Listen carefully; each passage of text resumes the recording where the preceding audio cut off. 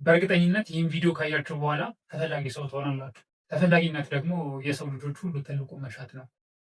በዚህ ቪዲዮ ተፈላጊ የሚያደርጋችሁን ማንነት ለመገንባት የሚጠቅሟችሁ 5 ነጥቦችን እነግራችኋለሁ። ሰብስክራይብ በማድረግ እንጀምራለን። አንደኛ ታማኝነት ነው። የአንድ ሰው ማንነት መገለጫ ባህሪ መለኪያ ነው። እናንተ ተፈላጊ ሰው ለመሆን ከሚረዷችሁ ወይም ደግሞ ከሚጠቅሟችሁ ነገሮች መካከል አንዱ በምትናገሩትና በምታደርጉት ነገር መካከል ልዩነት ሊኖር አይገባም። አንድ ጊዜ ደግሞ ሰዎች ካመኑባችሁ በኋላ በእናንተ ላይ ደግሞ ተቀያሪ የሆነ እምነት ወይም ደግሞ አመለካከት አይኖራቸውም። አንዳንድ ጊዜ ሰዎች ለትንሽ ነገር የሚታመኑ ለቃላቸው፣ ለዓላማቸው እንዲሁም ደግሞ ማድረግ እችላለሁ ብለው ላመኑበት ነገር በቀጥታ ታማኝ ሆነው ኃላፊነት መወጣት የሚችሉ ሰዎች ትልቅ ታማኝነትን የብዙ ጥቅምን ፍለጋ ብዙ ታማኝ ያልሆንባቸው ነገሮች አሉ አይደለ?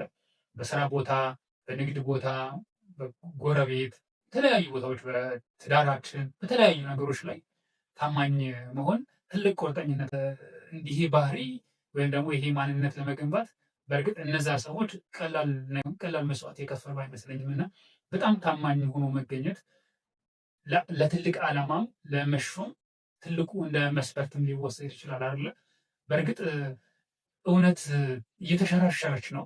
እውነት እየተሸረሸረ ባለበት ዘመን ላይ ደግሞ ታማኝ ሆኖ መገኘት እንደ ሞኝ ወይም ደግሞ እንደ የዋህ ሊያስብል ይችላል። አንዳንድ ጊዜ ነገሮች እየተጣመሙ በሄዱበት ሰዓት ውሸት፣ ምናልባት አጭበርባሪ ምናምን ተቀባይነት ሊያገኝ የሚችልበት አጋጣሚ ሊኖር ይችላል። ግን እውነት ባለበት ወይም ደግሞ በእውነት አደባባይ ታማኝ የሆነ ሰው ወይም ደግሞ በታማኝነቱ የሚጸና ሰው ትልቅ ተቀባይነትና ያስገኝለታል ማለት ነው እና ሁልጊዜም ቢሆን ታማኝ ለመሆን የሚፈትኑ ነገሮች ሊኖሩ ይችላሉ። በእርግጥ ግን ሰዎች ምን ይሉኛል ወይም ሰው አየኝ አላየኝ ብለን ሳይሆን ለራሳችን ለሕሊናችን ሲባል በጣም ታማኝና እኛ በተናገርነው ነገር ወይም ደግሞ ቃል በገባነው ልክ ወይም ደግሞ ታማኝ ለመሆን መጣር መሞከር ያስፈልጋል እና ግን ኦብቪየስሊ የምነግራችሁ ነገር ምንድን ነው? በጣም ታማኝ ከሆናችሁ በየትኛውም ጊዜ እናንተን ለመቀበል ሰዎች ወይም ደግሞ እናንተን ለመፈለግ ሰዎች ወደኋላ ይሉ። ምናልባት ለጊዜው ታማኝ ሆናችሁ በመቆየታችሁ ተገላችሁ ወይም ደግሞ ተቀባይነት አጣችሁ ወይም ደግሞ ተስፋ ቆርጣችሁ ምናምን ሊሆን ይችላል። ነገር ግን ይሄ በጊዜ ሂደት ታማኝነት ትልቅ ሽልማትን ያሸልማል። ምንም ተፈላጊ ከሚባሉ ወይም ደግሞ በሰዎች በጣም ተፈላጊ እንድትሆኑ ከሚያደርጉ ነገሮች አሉ። ስራ ቦታ ብትሄዱ ራሱ የሚታመነው ሰውዬ ነው ትልቅ ኃላፊነት ወይም ደግሞ ትልቅ የቤት ስራ የሚሰጠው እንጂ ካልተናመነባችሁ ወይም ደግሞ ይሄ ያደርገዋል፣ ይሄ አቅም አለው፣ ይሄ እገሌ እውቀቱ በጣም አሪፍ ነው፣ ክህሎቱ የተሻለ ነው፣ ከሌሎቹ በተሻለ መልኩ ይህን ስራ መስራት የሚችል ሰው ነው ብሎ ሲታመንብህ ነው ኃላፊነት የሚጣልበት። ዝም ብሎ ኃላፊነት እኮ አይጣልም አይደለ? ታውቃላችሁ። እና በጣም ታማኝ መሆን በየትኛውም ቦታ ለትልቅ ሹመት እንዲሁም ደግሞ በሰዎች ዘንድ መወደድን ተፈላጊነትን ያተርፍላችኋል ማለት ነው። ሁለተኛው በራስ መተማመን ነው። ይሄ በጣም ከታማኝነት ቀጥሎ በጣም አስፈላጊ ከሚባሉ ነገሮች ወይም ደግሞ ባህሪያት ማንነት መካከል በራስ መተማመን ነው። እናንተ በፊት ለፊት ከሰዎች ጋር ደግሞ የትኛውም ቦታ ላይ የምትገልጡት የውስጠኛው ማንነታችሁ ነጸብራቅ ነው እና እናንተ በራስ መተማመን ሲኖራችሁ ሰዎች የእናንተን ሀሳብ የእናንተን መገኘት በራስ መተማመን ያላቸው ሰዎች ደግሞ ሰዎች አጠገባቸው መኖርን ወይም ደግሞ አጠገባቸው መሆን ወይም ደግሞ አካባቢያቸው መሆን ይፈልጋሉ። ከነሱ ጋር ጊዜ ማሳለፍ ይፈልጋሉ። ከነሱ ጋር መስራት ይፈልጋሉ። ከነሱ ጋር መጫወት ይፈልጋሉ። ምክንያቱም ቢባል በራስ መተማመናቸው ከፍተኛ፣ ራሳቸውን የሚያምኑ ሰዎች ናቸው። ሌሎቹን የሚያበረታቱ ሰዎች ናቸው። በችግር በፈተና የማይናወጡ ሰዎች ናቸው። በራስ መተማመን ያለው ሰው ሁሉንም ነገር ማድረግ ይችላል ማለት አይደለም። በህይወት ምንም ነገር ቢመጣብኝ፣ ምንም ፈተና ቢያጋጥምን ማለፍ የምችል ሰው ነኝ የሚል አስተሳሰብና አመለካከት ያላቸው ሰዎች ናቸው። እነዚህ ሰዎች ሁሉም ነገር ያውቃሉ ማለት አይደለም። ሁሉም ነገር በራሳችሁ ሀሳብ በራሳችሁ ላይ ትልቅ እምነት ትልቅ ምስል አላችሁ እንደማለት ነው እና እንደዚህ አይነት ሰው ደግሞ በምትሆኑበት ሰዓት በጭንቅ በመከራ በፈተና ውስጥ ማለፍ ለከበዳቸው ሰዎች እንደ ድልድይ ትሆናላችሁ፣ እንደ ማበረታቻ እንደ ማነቃቂያ ትሆናላችሁ ማለት ነው እና በራስ መተማመን በጣም ትልቅ ቁልፍ እየሆነ ነው በዚህ ዘመን። ምክንያቱም አብዛኛው ሰው ይፈራል፣ በነገሮች ይፈራል፣ በኑሮ ውድነቱ ይፈራል፣ በብዙ ነገር ይፈራል። በቃ መለወጥ እችላለሁ፣ እኔ ውስጥ ያለው አቅም ትልቅ ነው፣ አቅሜ በደንብ መጠቀም ብችል የሆነ ደረጃ መድረስ እችላለሁ ብሎ በራስ ማመን ነው መተማመን። ሌላ ምንም ታምር የለም። ልበ ሙሉ ስትሆኑ ሰዎች እናንተን ይወዷችኋል፣ እናንተን ያደንቃችኋል። እናንተ አለመደነቅ አትችሉም። ላይክ ይህን የምነግራችሁ በጣም ሌጀሪ የሆነ በጣም ውድ የሆነ ልብስ እንኳን ባትለብሱ፣ በጣም ውድ የሆነ መኪና እንኳን ባትገዙ፣ ትልቅ ፎቅ እንኳን ባይኖራችሁ በቃ የዓለማችን በራስ መተማመን ከፍተኛ በራስ መተማመን ያለው ሰው መሆን ትችላላችሁ። በእርግጥ በራስ መተማመን እያደገ የሚመጣ ነገር ነው። እኛ ከምናደርገው ነገር ከኛ ፐርፎርማንስ ወይም ደግሞ ከኛ የስራ ውጤት ጋር የተያዘ ነገር አለው። እውነት ምንም ጥያቄ የለውም። ነገር ግን አዋዋላችንን በማስተካከል ለራሳችን ያለን ምስል በማስተካከል ዓላማችንን በመዘርጋት በማወቅ በራስ መተማመናችንን ማሳደግ እንችላለን። ሶስተኛ በዓላማ መኖር ነው። ይሄ የሰው ልጅ ትልቁ ኮምፓስ ዓላማ የት መሄድ እንደምንፈልግ የት መድረስ እንደምንፈልግ የሆነ መዳረሻ ማስቀመጥ መቻል ለህይወታችን ትልቅ አቅጣጫ ይሰጠናል አይደለ?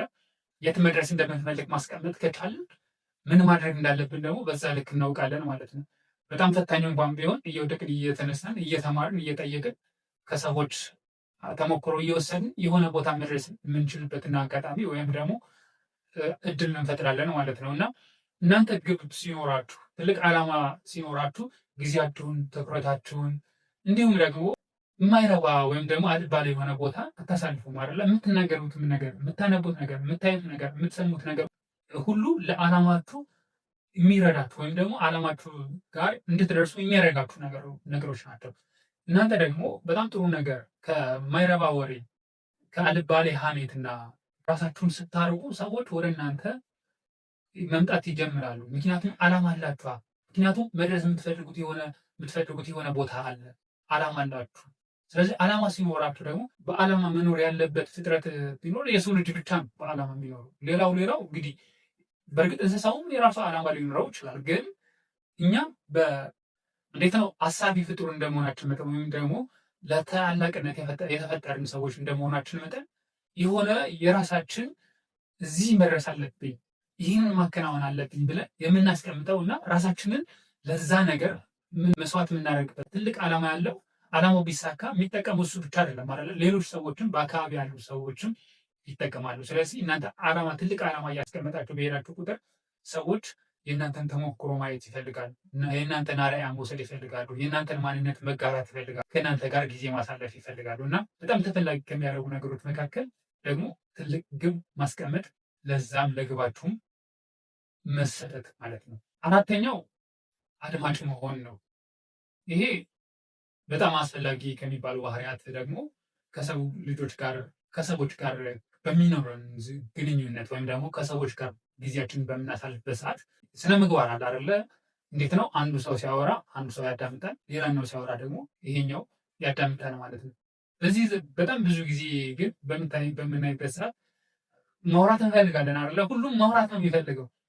እንደውም በመሀል እንኳን ቢገቡብን ወይም ደግሞ ያኛው ሰው ሲያወራ አድማጩ ሰውዬ እስኪጨርስ ድረስ በጣም ነው የሚጠባበቀው እንጂ ለሰዎች በትኩረት ማድመጥ ስንችል ጊዜያችንን ሰጥተን ምን ማለት እንደፈለጉ ለመረዳትም ጭምር ብናደምጣቸውና እኛም በቃ የሆነ ለማውራት ባንሽከዳደም በጣም ጥሩ ነው። እናንተ በጣም ትክክለኛ አድማጭ እየሆናችሁ በሄዳችሁ ቁጥር ሰዎች ለእናንተ ያላቸው አክብሮት የተለየ ይሆናል። ምክንያቱም ማድመጥ ማለት እናንተ የምትሉትን የምታወሩትን ብቻ መስማት ብቻ ሳይሆን ለሰውየውም ጊዜ ሰጥቶ አክብሮት እንደመስጠትም ይቆጠራል። እና አድማጭ መሆን በነገራችን ላይ ለሰው ሲባል ብቻ ሳይሆን ለራሳችንም የሚጠቅመን እውቀት እንገበይበታለን። ጠቃሚ የሆኑ ልማዶች፣ አሰራሮች እንዲሁም ደግሞ ክህሎቶች እንማርበታለን። ማድመጥ በራሱ ትልቅ ክህሎት ነው አይደለ? እና ብዙ ከማውራት በተቻለ መጠን ብዙ ለማድመጥ ዝግጁ። አምስተኛ ሁልጊዜ መሻሻል መቻል ነው። ይሄ በጣም አስፈላጊ ከሚባሉ ነገሮች ሌላኛው ነው። ምክንያቱም ዓለም ተለዋዋጭ የሆነ በሄደችበት ጊዜ አለማንበብ፣ አዳዲስ እውቀቶችን፣ አዳዲስ ቴክኖሎጂዎችን አለመከታተልና አለመረዳት መቻል ትልቅ መስዋዕት ያስከፍላል። ምክንያቱም የሰው ልጆች ባህሪም እየተለዋወጠ ነው። እኛም ሰዎችን የምንረዳበት መንገድ በዛ ልክ የሚያድግ የሚሻሻል መሆን አለበት እና ራሱን ሁልጊዜ በመሻሻል ውስጥ የሚቀጥ ሰው ወይም ደግሞ በዛ መንገድ ማለፍ የሚችል ሰው በጣም ጥሩ የሆነ ተፈላጊነት ያገኛል። ምክንያቱም አዳዲስ ቴክኖሎጂ፣ አዳዲስ ግኝቶችን፣ አዳዲስ እውቀቶችን ስለሚያገኝ ሰዎች ደግሞ ከሱ የሆነ ነገር ማግኘት ይፈልጋል። የሆነ ነገር መማር ይፈልጋሉ። በጥያቄ መልክ፣ በተለያየ መልክ ብቻ እናንተ በጣም ዋጋ ያለው በጣም ቫልዩብል የሆነ ሰው የሆናችሁ በሄዳችሁ ቁጥር ሰዎች አጠገባችሁ ይሆናሉ። ምንም ጥያቄ የለውም። ከፍለው ሳይከፍሉ እናንተ ጋር እናንተን ማግኘት ይፈልጋሉ። ከእናንተ እውቀት ማግኘት ይፈልጋሉ። ከእናንተ ምክር ማግኘት ይፈልጋሉ። በጣም የሆነ እንቆቅልሽ የሆነ ነገር እንድትፈቱላቸው ይፈልጋሉ ማለት ነው። እና በዚህ ሁልጊዜ መሻሻል፣ ሁልጊዜ መማር፣ የሆነ ጊዜ ጠቢብ እንድንሆን በሆነ ሙያ ላይ የተሻለ እውቀት ካላቸው ሰዎች ተርታ እንድንሰለፍ ከሚያደርጉ ነገሮች ይሄ ሁሌን ራስን ማሻሻል ነው እና እንደዚህ በምትሆኑበት ሰዓት ደግሞ ተከፍሏችሁም ተለምናችሁም እጃችሁን ስመው እናንተን ይፈልጓችኋል ሰዎች። ቪዲዮችን ይህን ይመስል ነበር። ሰብስክራይብ ያላደርጋችሁ ሰብስክራይብ በማድረግ አብራችሁን ትሆኑ ጋብዛችኋለን። መልካም ጊዜ። ቻው።